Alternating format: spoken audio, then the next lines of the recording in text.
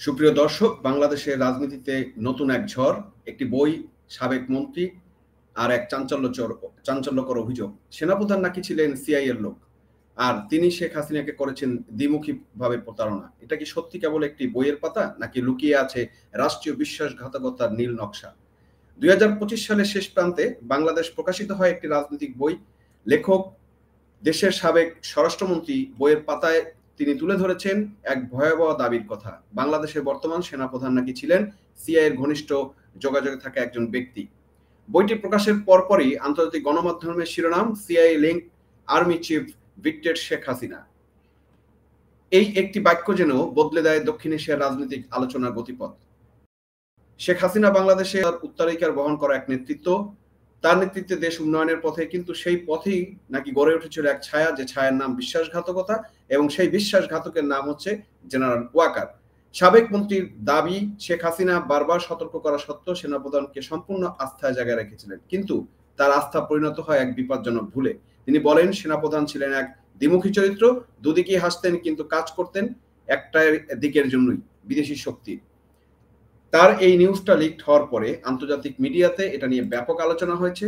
আমরা একটু সেই নিউজগুলো আপনাদের দেখাই। যেমন একটা নিউজ হয়েছে বার্তায়, সিআইএ লোক সেনাপ্রধান শেখ হাসিনাকে প্রতারণা করেছেন। বাংলাদেশের সাবেক স্বরাষ্ট্রমন্ত্রী নতুন বইয়ে চাঞ্চল্যকর দাবি, সেনাপ্রধানের সিআইএ সম্পৃক্ততা শেখ হাসিনার কে দ্বিমুখী প্রতারণা করেছেন। এখানে আসলে ঘটনাটা বিস্তারিত তুলে ধরেছে। আমরা একটু বিশ্ব মিডিয়ার ঘটনাগুলো দেখাই আপনাদেরকে। এখানে আপনি দেখেন, shift attention to how much of an army are swallowing in Bangladesh, and with it has come the revelation of a big betrayal, yet to be released book outside Prime Minister Sheikh Hasina's Home Minister has not just called a power transfer a perfect CIA plot, but HM call power transfer CIA plot. also alleged that Bangladesh Army Chief Waqar-uz-Zaman, a relative of Sheikh Hasina, is in its pockets and she's এভাবেই বিশ্ব মিডিয়ায় আলোচনা চলছে এখন।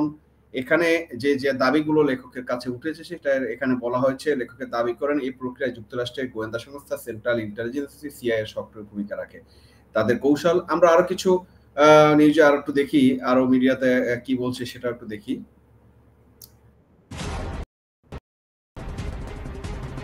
In a startling claim published in Bangladesh's former Home Minister Asaduzzaman Khan Kamal has accused the army chief Waqar-uz-Zaman of orchestrating a coup against Sheikh Hasina and acting as an agent for the United States Central Intelligence Agency.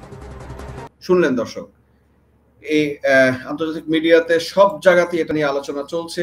Spoken exclusively to CNN News 18, he has said that the army chief played the leading role in the recent political crisis in Bangladesh. He says, and let me quote, his betrayal was the catalyst for the entire incident. এখন সারা বিশ্বের একটা আলোচনা বা বিভিন্ন মিডিয়াতে কিন্তু ব্যাপক আলোচনা চলছে এই নিউজটাকে নিয়ে, এবং এটা নিয়ে কিন্তু বিভিন্ন সংবাদ বিশ্লেষণ যারা করে, ইউটিউবার, তারা কিন্তু ব্যাপকভাবে এটা নিয়ে কথা বলছেন। এটা কিন্তু এখন talk of the South Asia বলেন, ওয়ার্ল্ড বলেন, সব জায়গাতেই কিন্তু এই বিষয়টা আমরা দেখছি। যে বিষয়টা এখানে চলে আসছে, যে সাবেক মন্ত্রী এই যে বারবার সতর্ক করার পরও কিন্তু সেনাপ্রধানের উপরে শেখ হাসিনা ভরসা রেখেছেন। এখানে একটা এটা কোনো আসলে হঠাৎ ঘটনা না। দক্ষিণ এশিয়ার রাজনীতি, সিআইএ এর আগ্রহ বহুত পুরানো। শীতল যুদ্ধের সময় থেকেই এই অঞ্চলে ছিল তাদের কৌশলগত অধিকার। ওয়াশিংটনে অবস্থানরত কিছু প্রভাবশালী ব্যক্তি বাংলাদেশের সামরিক নেতৃত্বের ভিতর থেকে একটি মিত্র খুঁজে নিচ্ছিলেন, যিনি অভ্যন্তরীণ কাঠামো দুর্বল করে সরকারকে অস্থিতিশীল করতে পারেন, এবং সেই ব্যক্তিটাই হচ্ছে কিন্তু আজকে ওয়াকারের সাথে আরো অনেকগুলো গ্রুপ আছে। আপনি এখন দেখেছেন যে বাংলাদেশে যারা সরকার পরিচালিত করছে তারা বেশিরভাগই বিদেশি নাগরিক, অনেকেই আমেরিকান নাগরিক।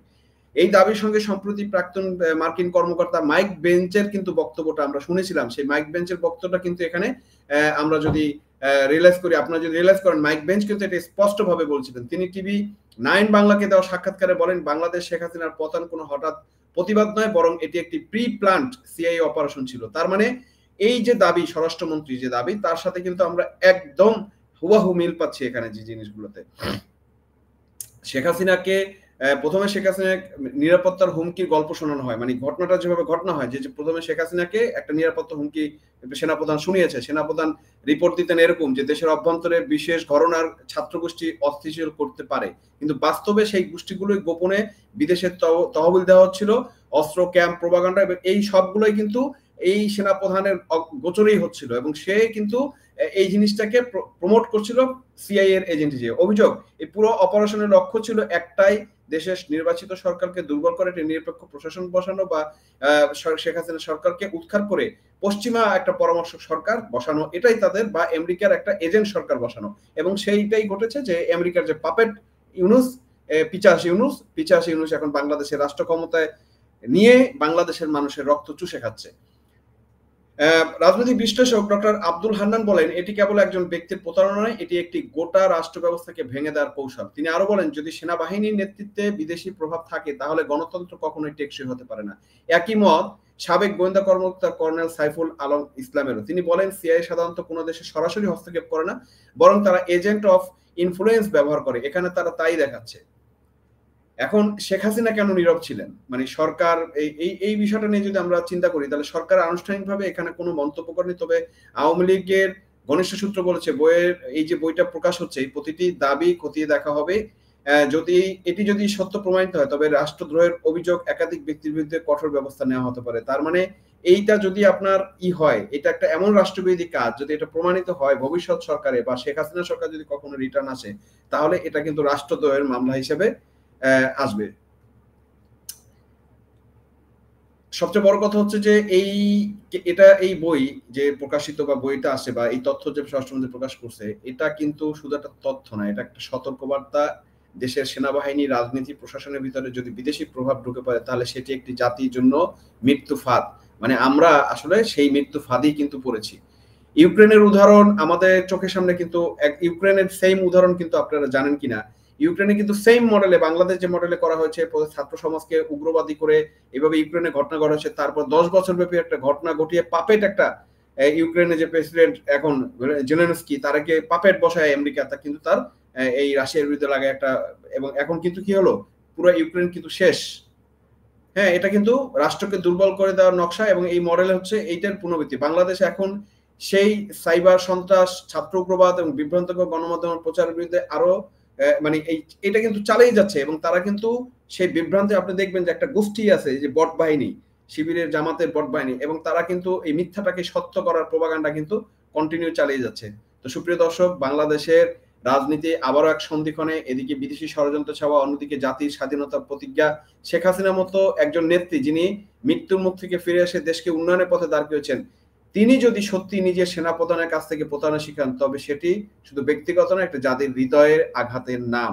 এবং এর মাধ্যমে এই একটা জাতিকে এই সেনাপ্রধান ওয়াকার ধ্বংস করেছে। 32 নম্বর ধ্বংসের পিছনে উনি বাংলাদেশের প্রতিটা মানুষের পেটে এখন লাথি দেওয়ার মতো কাজ উনি করেছে।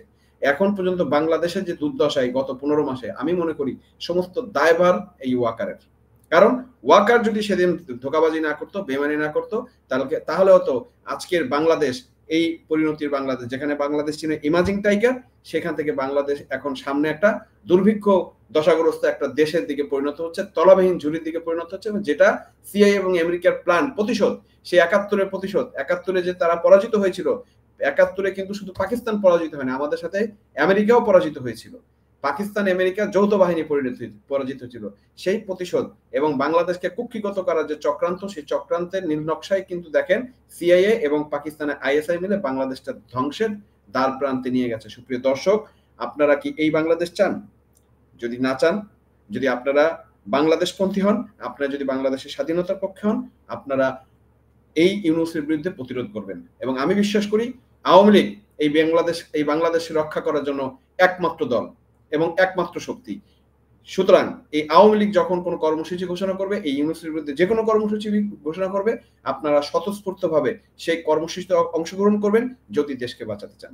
এবং আগামী 13 নভেম্বর দেখবেন একটা কর্মসূচি আছে, আমরা আশা করব সেই 13 নভেম্বরের কর্মসূচিতে আপনারা ব্যাপকভাবে অংশগ্রহণ করে ইউনূসকে একটা বার্তা পৌঁছায় দিবেন যে ষড়যন্ত্রকারীর জন্য বাংলাদেশ না, দেশ ধ্বংসকারীর জন্য বাংলাদেশ না, পিশাচের জন্য বাংলাদেশ না। ধন্যবাদ সবাইকে আমাদের সাথে।